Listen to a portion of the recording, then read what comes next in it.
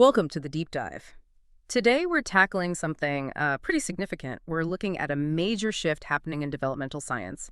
It's about what happens when, the real lived experiences of autistic people get transformed, turned into numbers, statistical coefficients, analyzed from afar. That's right. And our sources use this really evocative metaphor to frame it, the idea of the lexicographer arriving. Think about someone trying to document a whole culture. The core tension lies in how that person shows up. There are two different arrivals. Okay, yeah, let's break that down. First, there's the first lexicographer.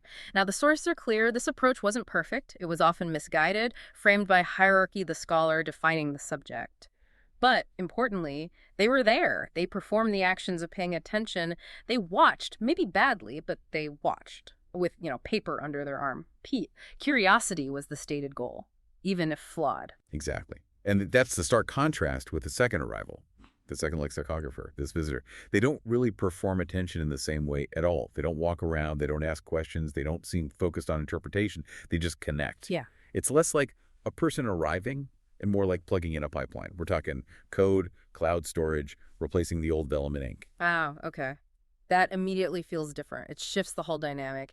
If the first was about trying to interpret, even poorly, this second one sounds, well, almost purely mechanical. It is, largely.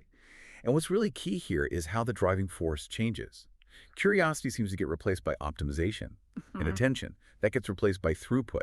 The central question shifts from what's going on here, what is this life like, to something more like how efficiently can we parse this information? Autism in this framework isn't treated as a complex experience to understand. It's viewed more like a known reservoir of data that's already mapped out and ready for extraction. So the first came to define, maybe clumsily, but the second comes to operationalize. Okay, so our mission today is really to get under the hood of that, to unpack the ethics of this kind of digital extraction. How did we get here? And what's the impact on the people whose lives are being turned into these models? Now, to make this less abstract, our sources focus on a specific example, right? A recent paper. Yes, a study by Ganai from 2025. It serves as a really clear case study for this critique. The paper tries to map out statistical links between autistic traits, what they call psychotic-like experiences, and a measure of empathy in kids around pre-adolescence. And the data itself, where does that come from? That's central to the second lexicographer idea. It comes from the ABCD cohort, which is this huge federally funded long-term repository, basically tons of information about thousands of children collected over years. It's all sitting there in this massive digital archive available for researchers who get approval to analyze it. Right. And what specific pieces are they pulling out to try and model these really complex human things? They focus on three main inputs. First, parent ratings of autistic traits using a short questionnaire, the social responsiveness scale. Second, they use child self-reports about distress related to unusual perceptions from a brief prodromal questionnaire. And third, this is key, their proxy for empathy.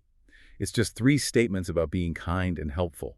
The results are tallied up as simple integers. Just integers, okay. And then they apply some pretty sophisticated sounding methods to this data. Oh, absolutely.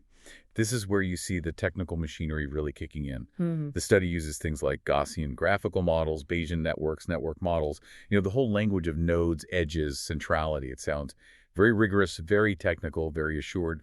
Hold on, though. For those of us, myself included, who aren't data scientists, what does using network models actually mean in this context? Can you simplify that?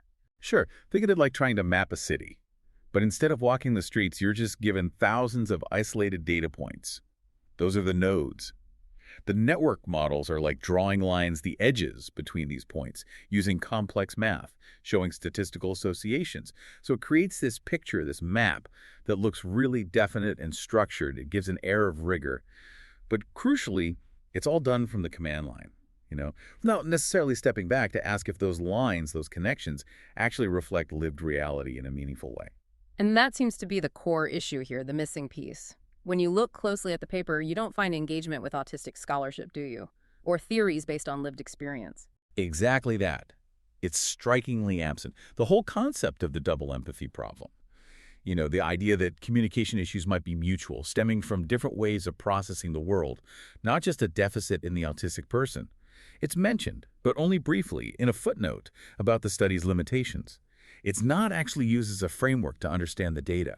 So you have this immense confidence in the algorithms, in the method, filling the space where arguably contextual wisdom and community knowledge should be.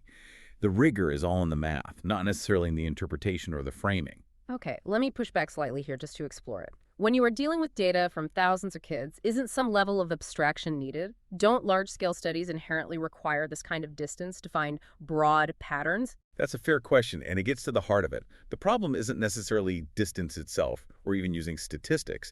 It's more about what kind of distance and what gets lost in the process. It's about, well, compression without real consent and modeling without any kind of relationship. Look at the study's stated goal it wants to contribute to map associations, maybe point towards theories like diametric cognition. It even notes it had no external funding, trying to appear neutral. But underneath that surface, the core operation is conversion and compression, and that whole process starts way back, with consent. You mean how consent was gathered for these massive data sets in the first place? Years ago? Precisely.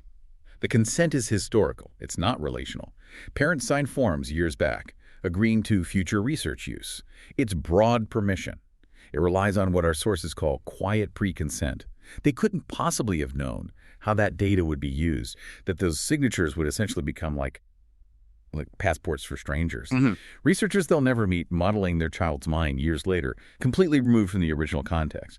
The signature becomes the key that unlocks the data mine. And the compression itself, I mean, taking a child's complex social world, their way of relating, and boiling it down to a few numbers, that feels drastic. Parent descriptions just become ground truth. They do, simply because they were recorded in the system.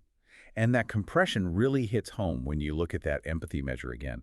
Seriously, 3 statements about being kind or helpful are supposed to stand in for a child's entire capacity for attunement, for relating to others. It reduces something incredibly rich and complex, autistic sociality, down to just checking boxes about conforming to certain social expectations. It's like measuring a vast landscape by counting 3 rocks you found near the entrance. Yeah, it feels almost disconnected from reality when you put it like that. And the danger is this isn't just an academic exercise, right? It has real risks. The model ends up drawing statistical lines, connecting autistic traits with psychotic-like experiences, placing them near each other on the map. And that placement happens, as the critique notes, without context, care, or community voice. Just seeing those things statistically linked, side by side, allows readers to draw their own conclusions. It brings back that old damaging association positioning autism close to pathology, to risk, to being nearly broken. It subtly reinforces the idea that this way of being is inherently precarious, something needing management or, further modeling. So the Ganai paper really highlights how this compression and extraction works up close. But zooming out, how did the whole system become so geared towards this? How did we get from that first lexicographer who at least showed up to this second lexicographer who just plugs in? That's the story of how this infrastructure got built. And the sources argue that the harm here isn't usually about active malice. The real violence lies in ease, in the sheer convenience of it all. Extraction becomes procedural, not punitive.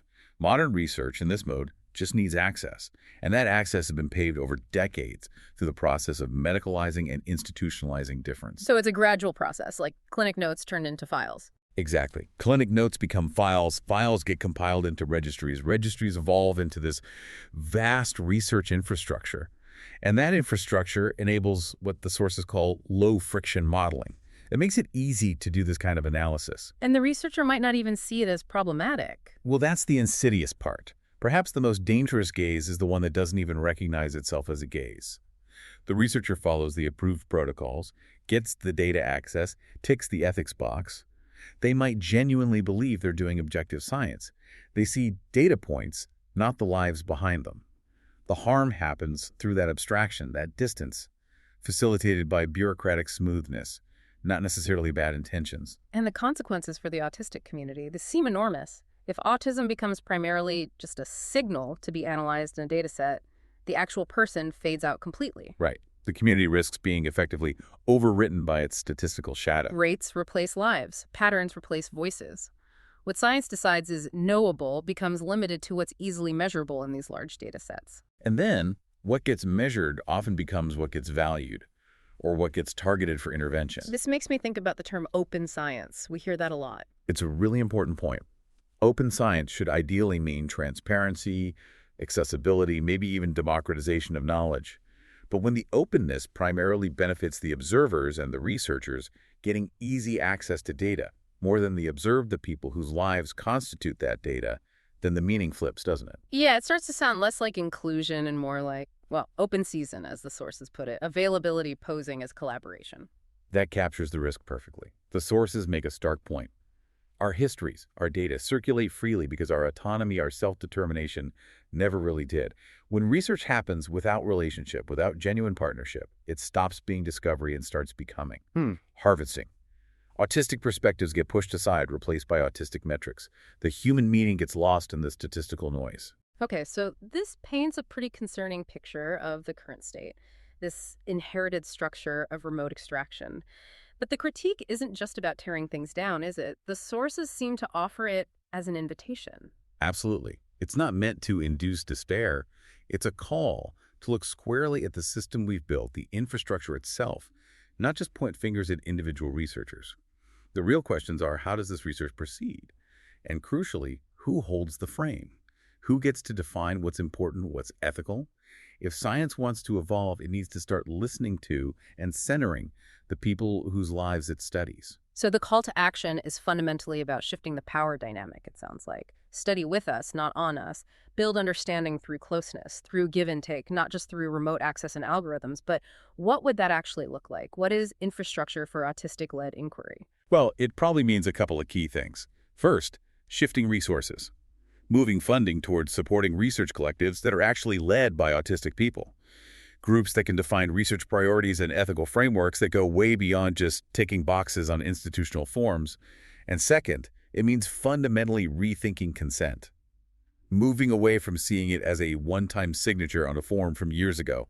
Instead, viewing consent as an ongoing process, a relationship built on dialogue, accountability, and genuine partnership with the community being studied. That's a profound shift from a transactional model of data access to a relational one. It feels like the only ethical way forward. As the sources argue, data sovereignty communities having control over their own narratives and data isn't some barrier to good science. It's actually the necessary condition for knowledge to become truly meaningful, grounded, and real, rather than just speculative or extractive. That's a really powerful reframing, a fascinating and, I think, vital deep dive today. We should probably leave our listeners with that core warning from the source material, something to really chew on. The map does not own the land, the model does not own the mind.